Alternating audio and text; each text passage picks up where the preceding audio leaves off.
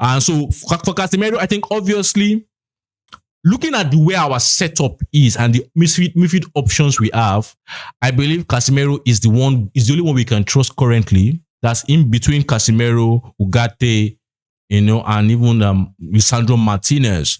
Right? I think Casemiro is the one we can trust to give us an edge in terms of pushing forward.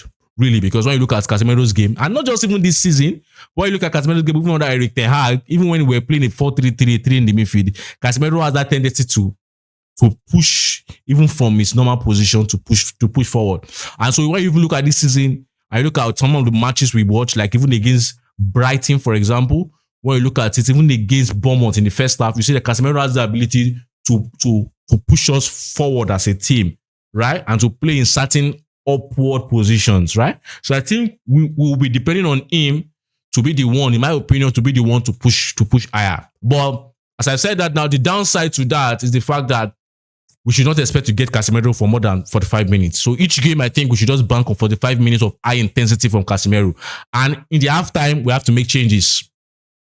That's the issue. Because after the 45 minutes, as you saw against Bournemouth, after the 45 minutes of that high intensity run, we might not have the same Casemiro for the second half, right? Or we will not even have, because we already know what we were expecting. We will not even have. So we have to look at the fact that if he does that job for us, we have to just ensure that, it's just for the 5 minutes. So also, but he can be helped also in that forward movement with the likes of Messi Mount, the likes of Matheus Cunha. Matheus Cunha, as we said in the last game, had the ability to come deep, carry the ball, push forward.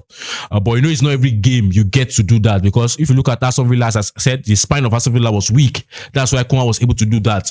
But when you meet different oppositions that are strong there, you're not able to do that. So we have to find that balance in terms of how Casemiro pushes forward and how the two guys, the two number 10s or the two inside forwards also assist in that forward and backward movement. So, but another thing about Casemiro that is going to add to our team is the fact that it's going to help us in the verticality of our play, because look at that second half against Aston Villa, we lacked a little bit of verticality.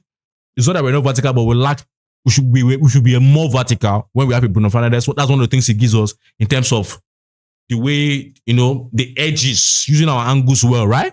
So, but Casemiro also can do that. So it's someone that also you can see has the ability to put a long pass across and to make us to use the verticality of our play.